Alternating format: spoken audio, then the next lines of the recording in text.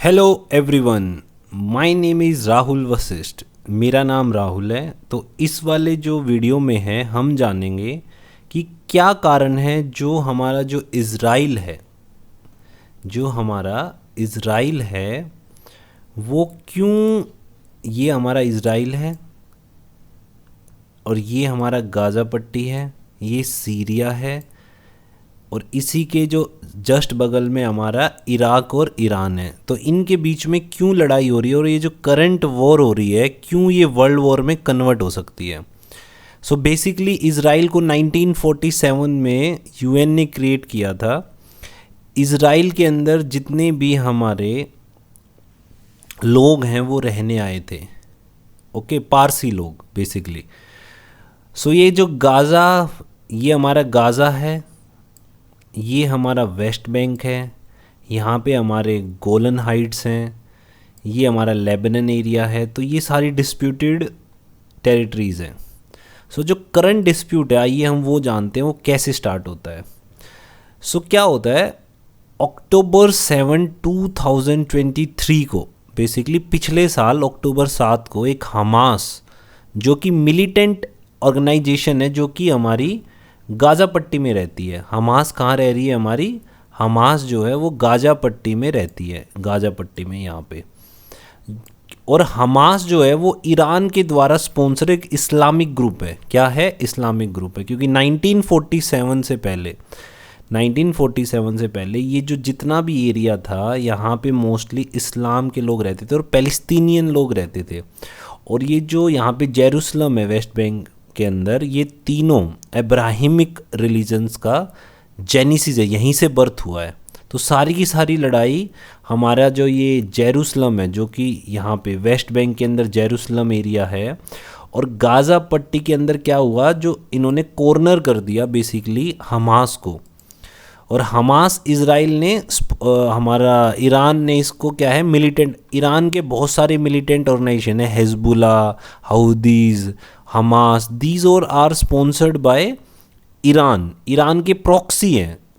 इनकी 1967 में 6 day war हुई थी। किस किस की 6 डे वॉर हुई थी हमारी, जिसमें सब इस्लामिक कंट्रियां एक साइड थी और जो ये सारी इस्लामिक कंट्रियां एक साइड थी और जो इज़राइल था वो अपने अस्तित्व के लिए लड़ रहा था कि मुझे इसको यहाँ भगाने के लिए सब मिलके इनसे फाइट कर रहे थे।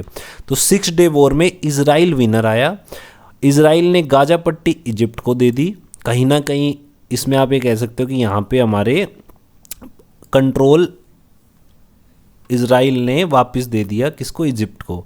और वेस्ट बैंक अभी डिस्प्यूटेड है और यहाँ गोलन हाइट्स भी उन्होंने अपने कब्जे में ले ली 19। तो यहीं से वो डिस्प्यूट स्टार्ट होता है। तो क्या होता है, अक्टूबर 7 को हमास गाज़ा बॉर्डर की साइड से, जो ये गाज़ा पट्टी नज़र आ रही है हमारी, गाज़ा पट्टी के वहाँ से इज़राइल में एंटर हो जाता है।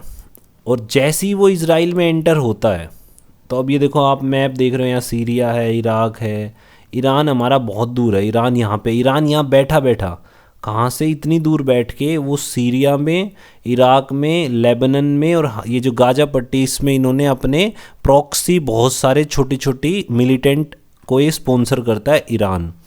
तो बेसिकली हुआ क्या, अक्टूबर, मैं आपको बताता हूँ, हाँ ये मैप अच्छा है, इसमें ईरान भी नज़र आ रहा है, इज़राइल भी, लेबनन, सीरिया। तो these all are the Islamic countries but Israel is a Parsi country, okay. यहाँ पे कौन है? बहुत सारे पारसी रहते हैं। तो ये सारे ग्रुप जो मैं आपको स्क्रीन पर नजर आ रही हैं, ईरान के प्रॉक्सीज़ हैं। जितने भी हिजबुल्ला आपको नज़र आ रहा है, हिजबुल्ला हो गया, ये जितने भी अलग अलग, हमास हो गया, देखो हमास भी इन्हीं का ही है। ये पैलेस्तानी इस्लामिक जिहाद करके है, यहाँ पे यमन में हाउदीज़ है। दीज और are the proxy militants created by the Iran. तो ये बेसिकली पैलेस्तीन के लिए सब क्रिएट किए गए हैं, ठीक है। तो ये ईरान के रीजनल एफिलेट्स आप देख सकते हैं, ये सारे के सारे ईरान का इन्फ्लुएंस है इनमें। बहरीन में अल अश्तार ब्रिगेड्स हैं। तो ये सारा का सारा हमास ने क्या किया, अक्टूबर 7 को इन्होंने इज़राइल में एंट्री ली गाज़ा पट्टी के थ्रू। यहाँ के ये जो गाज़ा पट्टी है इसके थ्रू इन्होंने एंट्री ली और यहाँ पे एक म्यूज़िक फेस्टिवल चल रहा था अक्टूबर 7 को। यहाँ से इन्होंने एंट्री ली और जो अक्टूबर 7 को जो चल रहा था वहाँ के उन्होंने लगभग 1200 पैलेस्तीन लोगों को म्यूज़िक फेस्टिवल में इन्होंने मार दिया। और हमास ने क्या किया, 250 एज ए होस्टेज अपनी कंट्री में ले गया। Okay, 250 as a hostage. तो हमास ने क्या बोला कि ये जो हमने अटैक क्यों किया है, is a response to what it calls Israel crime against the Palestine people. जो पैलेस्तीन पीपल थे, जो पहले पैलेस्तीन रीजन था, उनके अगेंस्ट जो आज तक इजराइल ने जितने भी क्राइम क्रिएट किया, हमास ने उनका बदला लिया है। तो इजराइल क्या कर रहा था, आज तक एयर स्ट्राइक कर रहा था हमास के और अपने ट्रूप्स गाजा में भेज रहा था 2008 से 17 के बीच में। तो अब क्या किया, अक्टूबर 7 में जो 1200 इजरायली मरे, उसके अगेंस्ट में इजराइल अभी तक लगभग 33,000 पैलेस्तीनियों को मार चुका है अपने एयर स्ट्राइक से, और वहाँ पे अपने सोल्डर्स को भेज के।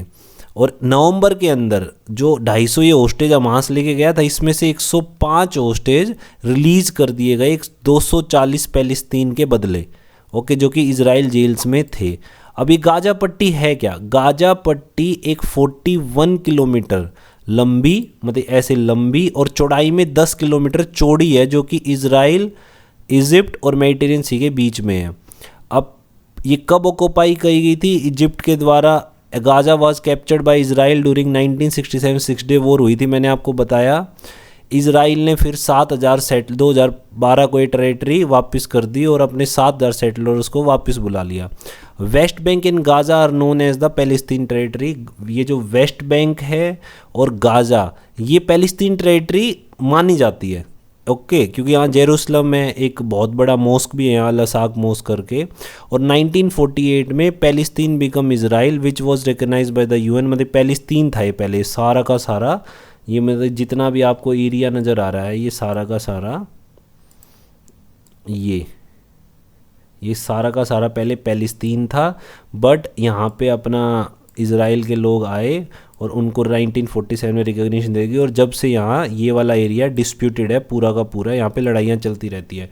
अब क्या हुआ, जो अक्टूबर 7, 2023 का जो अटैक हुआ था, जिसमें 1200 पैलेस्तीनी मारे गए थे, इजरायली मारे गए थे 1200 लोग म्यूज़िक फेस्टिवल के।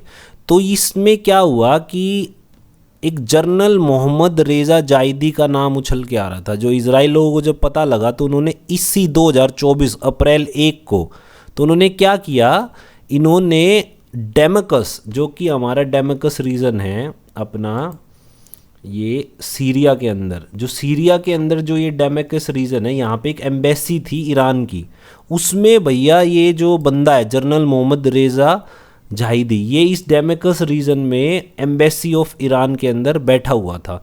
तो इजराइल को जैसे ही पता लगा, उन्होंने थ्रू ड्रोन्स अटैक से और एयर स्ट्राइक से उनकी एम्बेसी में हमला कर दिया। और इसमें क्या हुआ, इसके अंदर वो जर्नल भी मारा गया, ठीक है, जो ये जिस वो अटैक था, तो ईरान का जर्नल मर गया और वहाँ से 6 लोग और एम्बेसी के मर गए। तो अब ईरान को ये लगा कि ये तो हमारे प्रति बहुत बड़ा अटैक है इजराइल का। जब ईरान को इस चीज़ का पता लगा, तो ईरान ने अभी बीती कुछ रात, मतलब कि लगभग अप्रैल 11 या 12 को री अटैक किया बहुत सारे एयर स्ट्राइक से। और ये जाहिदी क्या था, IRGC का कमांडर था, लाइट क्वाड फोर्स का, और ये सीरिया और लेबन में was killed along with 6 other man in Iran diplomatic compound in Damascus. तो डेमस्कस क्या है, डेमस्कस हमारी सीरिया की राजधानी है डेमस्कस। तो यहाँ पे एक एम्बेसी में था वो ईरान का बंदा। आप एक बात बताओ, ये ईरान है, ईरान का बंदा यहाँ सीरिया में आके, यहाँ चलो एम्बेसी में था कोई दिक्कत नहीं, पर यहाँ से वो प्रॉक्सी वॉर चला रहा था। मतलब कि ये माना जाता है जो ये अक्टूबर जो 7 का जो अटैक है, ये भी भाई साहब उसी ने करवाया था। तो डेट्स वाई ये पूरा का पूरा एस्केलेशन ऑफ इशू है, जिसमें 1200 इजरायली लोग मरे सबसे पहले म्यूज़िक फेस्टिवल ने, फिर हमास ने 250 एज ए होस्टेज लेके चला गया, फिर उसके बदले में इजराइल ने 33,000 पैलेस्तीनियों को मार दिया कि भाई हमारे 1200 लोगों को मरा। तो अब देखते हैं आगे ये इशू कहाँ जाके रिजोल्व होता है, क्या इसके अंदर सीज़ फायर होता है, क्या ईरान मिलके, अब ईरान तो देखो प्रॉक्सी वॉर चला रहा है, क्योंकि ईरान धीरे धीरे, और ईरान का एक जर्नल इवन USA ने भी पीछे एक एयर स्ट्राइक में उसको सुलेमान करके कोई बंदा था, उसको मारा था। तो ईरान तो चाहता ही है कि वॉर ओपनली, अब पहली बार प्रॉक्सी से हटके ईरान ने ओपन वॉर स्टार्ट की है स्ट्राइक करके अप्रैल 11 या 12 को अगेंस्ट। अब इसराइल तो हॉस्टिलिटी, अब इसराइल का साथ कौन दे रहा है? यूएस से भी दे रहा है, यूएस से भी दे रहा है, बट इंडिया ने इसमें क्या स्टैंड लिया है कि डिप्लोमेटिक रेजोल्यूशन होना चाहिए, there is should be a deescalation, कि इसको कम करना चाहिए।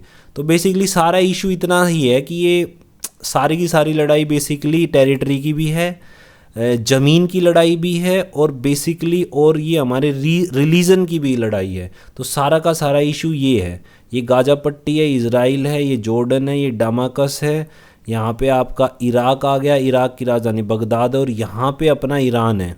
तो ईरान बेसिकली, तो ये लड़ाई अब देखो कहाँ जाती है, क्या ये वर्ल्ड वॉर में कन्वर्ट होगी या नहीं होगी, तो आगे हम अगले वाले अपने लेक्चर्स में देखेंगे। Thank you.